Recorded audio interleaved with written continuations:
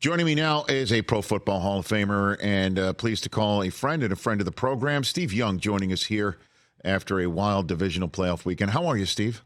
Rich, great to talk to you, buddy. You know I love being with you whenever I can. Thanks. And I love chopping it up with you. As soon as I'm in the middle of watching that Chiefs and Bills game, and I'm like, who can I get on this show to talk about this game as well as certainly something involving the 49ers on Saturday night? And then you were the one that popped into my skull, so I'm thrilled that you're here.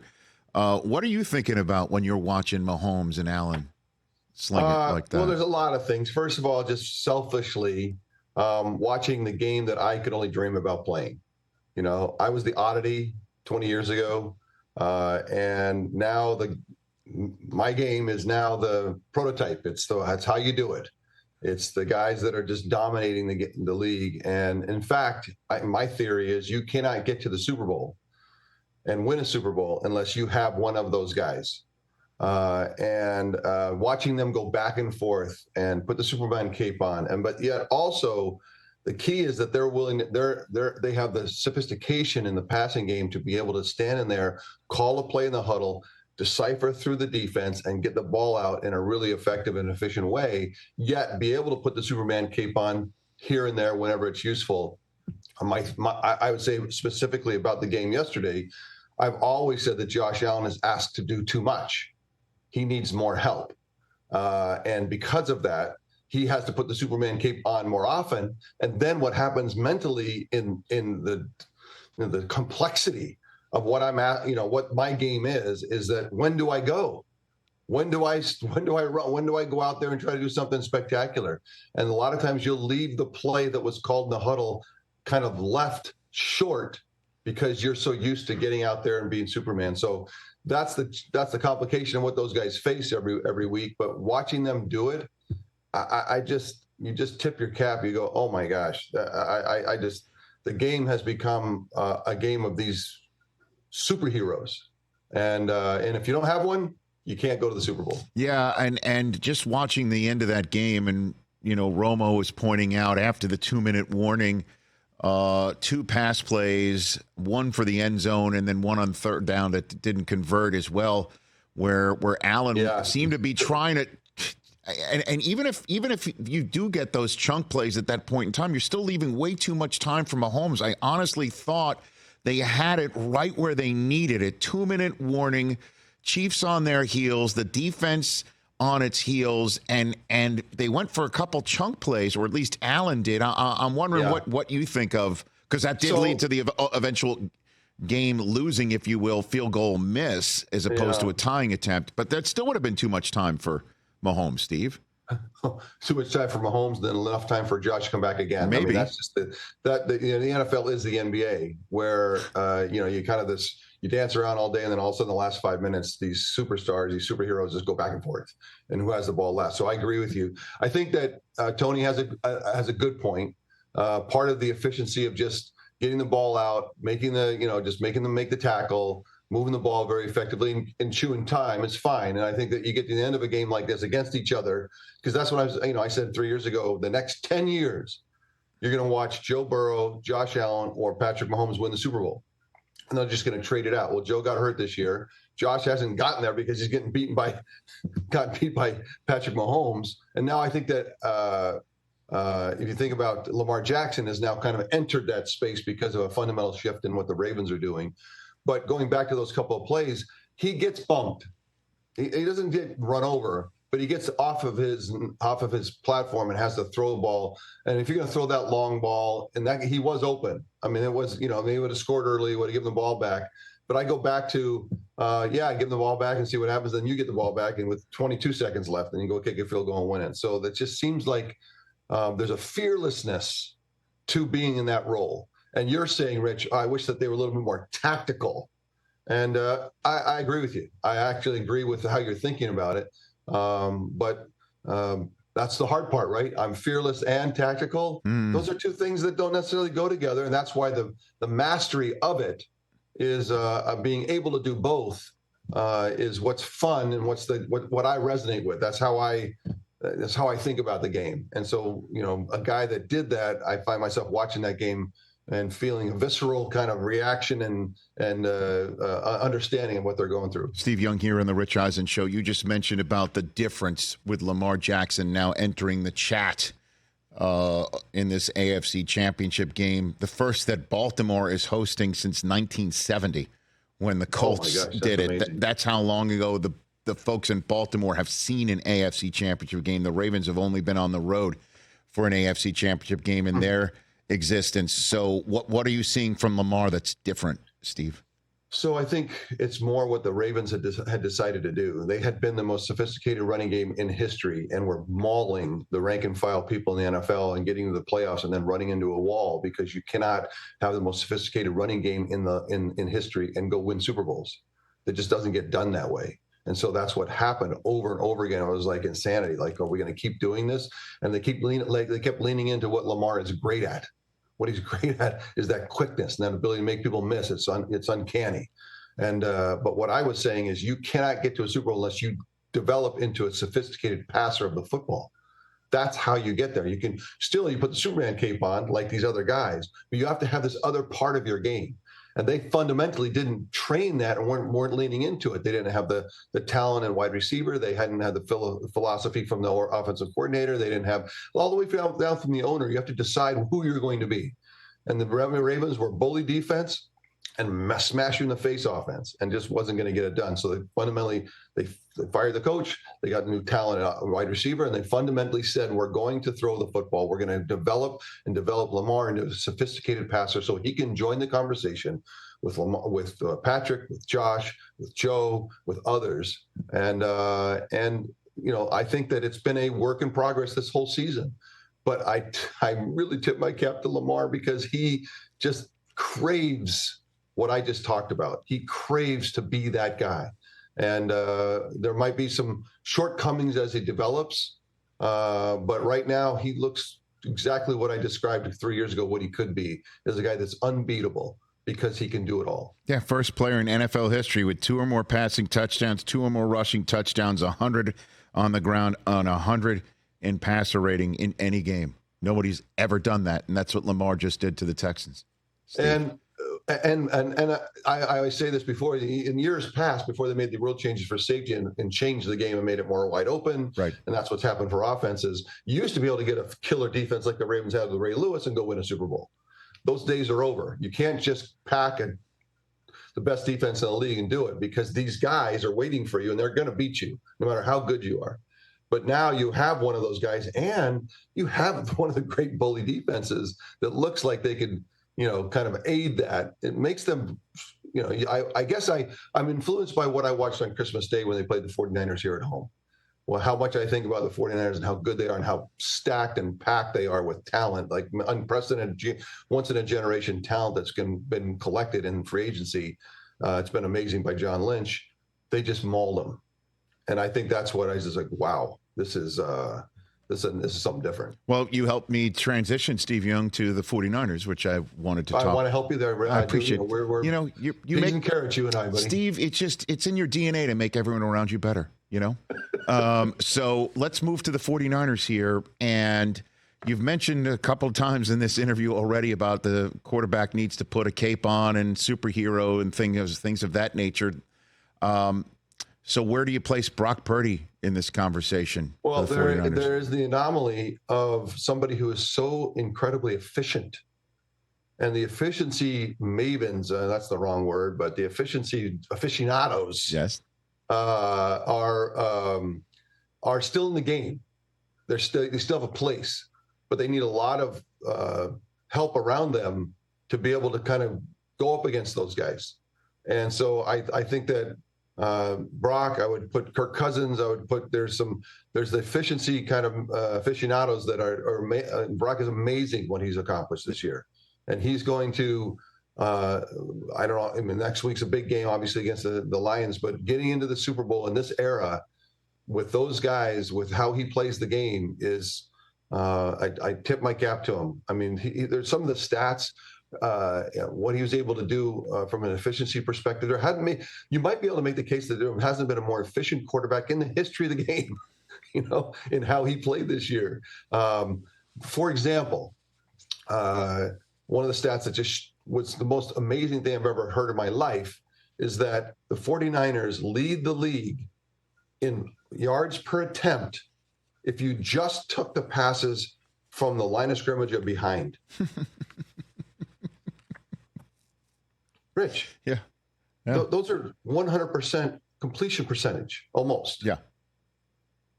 With zero risk or with very low risk, you're leading the league in yards per attempt against everybody else in the league.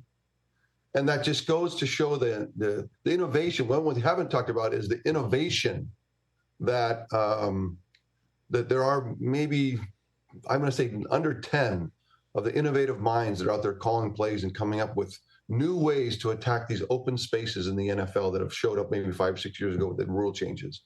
And one of them, the most amazing innovative minds is Kyle Shanahan. Well, I mean, in that respect, though, Steve, I mean, the end of the first half was a head scratcher with what they were doing with the play clock. It honestly looked like they were trying to play for a long field goal that was going to get blocked. I mean, it was one of those horror movies where you could sort of see it coming with your hands over your face.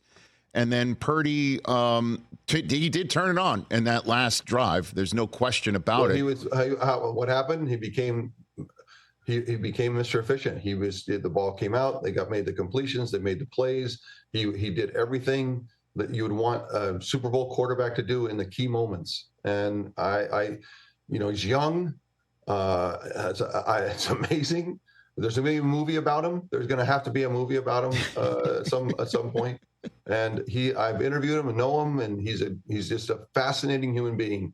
And again, I think he's one of the best in the league, and he does it in his own Brock Purdy way. And I've said for over a year, let Brock cook. Like, give him a play, let him figure it out, and he will figure it out. He's got a special mind that can figure stuff out. So you don't come out of that game against the Packers concerned at all? This has nothing to do with Debo's.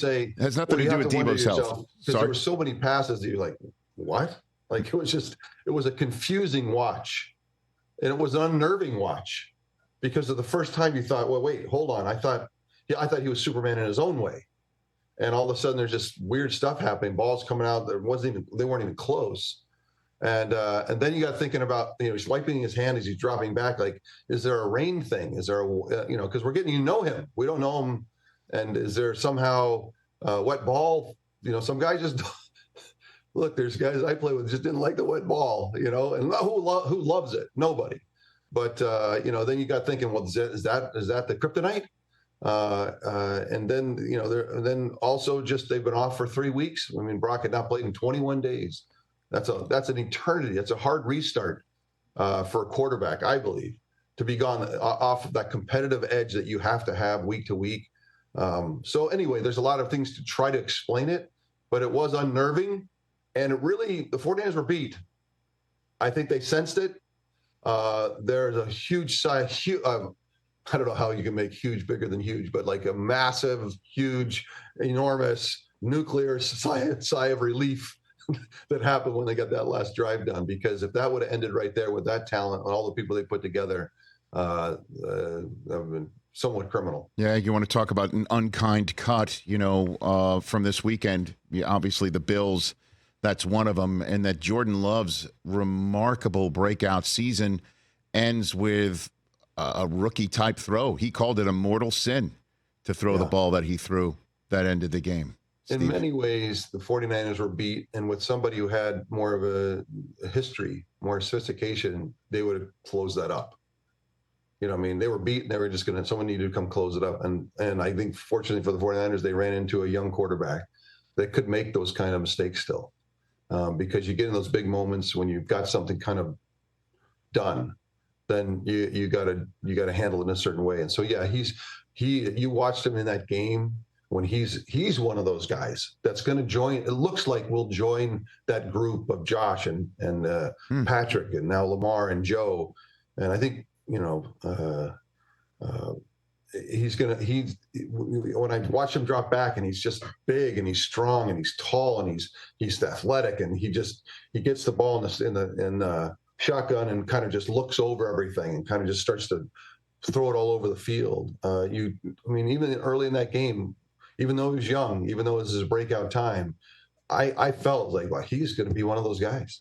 There's only a handful every year you're going to be in the Super Bowl or in the thick of it because you have one of those guys. And it looked like feels like to me he's going to be one of those guys. And he had a tough learning experience, but no question, it was a revelation to see the Jordan Love show and what it's going to look like into the future. Yeah, that throw he threw from the opposite hash for the touchdown to go up, and it looked like with so much trash, it looks like he threw it through like 4 tires to his tight end. I couldn't believe he kind of threw that off platform too. I mean, right. Whoa, that's what. Hey, wow, Rich, that's what they do. I know, right? That's what they do now. I hear you, Steve. And again, I tell you, people say, "Oh, that's awesome," but you still have to have all these guys around you. And I think the game is kind of commoditized. Incredible talent, but like take any of those 4 or 5 guys I talked about, 6 guys, and just put them around the league, and now that team is going to the Super Bowl. Teams that have no chance. There's 25 teams in the league that fundamentally day one do not have a chance at Super Bowl. Do not, and people are going to go crazy. Oh, Steve, you're crazy. I'm telling you, okay. Let's say 20 that have no chance day one to get to a Super Bowl because they do not have that guy. That used to be in the old days before the rule changes, the game opened up so much, became more college-like. You could do it in a lot of different ways to get the Super Bowl. No longer. It is all about that guy. So then I guess in the minutes I have left with you, Steve Young, where do we place Jared Goff coming into the house now in San Francisco with the Lions and how you see that matchup? So I kind of, Jared's he's an efficiency aficionado, right? Like he is, and they are intentional. The Lions, they have a coach that would call you old school, man. But yet, at those key moments in the game, in the red zone, and then any kind of risk averse moment, they have a coach that's very aggressive. And I think that in the red zone, it really shows up. Play calling when it's 3rd and 14, and they figure out you think that the Lions would be a little bit more static in how they accomplish it, because how they approach the rank and file part of the game, the middle of the game, and obviously early, but it seems like anytime there's a 4th and 4 or red zone or something that's high risk, they're all in, they lean in, and it makes the difference. So the Lions are dangerous because of that, and shorten games with the running game, and Jared's just incredibly efficient, and also very bold when it needs to be. I think Jordan, in many ways, Jared has been, I don't know, that's a revelation in Jared Goff. I think that we don't appreciate him as much as we should. So I guess it's going to be Superman versus the efficiency aficionado in the Super Bowl, since you got the efficiency aficionados in the NFC and the superheroes in the AFC. I think Jared doesn't have the help that others have. He has good players and a very good team, and but if they can come out and beat the 49ers, I think it'll be a little bit of an upset, right? Mm-hmm. And I think you're going to see the 49ers with that collection of once-in-a-generation talent that you can't do in free agency. John Lynch is not supposed to be able to do this. Mm-hmm. You're not supposed to be able to just, Christian McCaffrey, one of the best players in the league. Oh, yeah, come join us. Chase Young, you don't have a place. Come join us. Trent Williams, back in the a few years ago, was like, could go anywhere. Come join us. And people want to be here for a good reason. And I think that they're going to be, as long as they stay together with the great Brock Purdy, I think they're going to be tough to beat. Okay. So who do you think makes it before I let you go?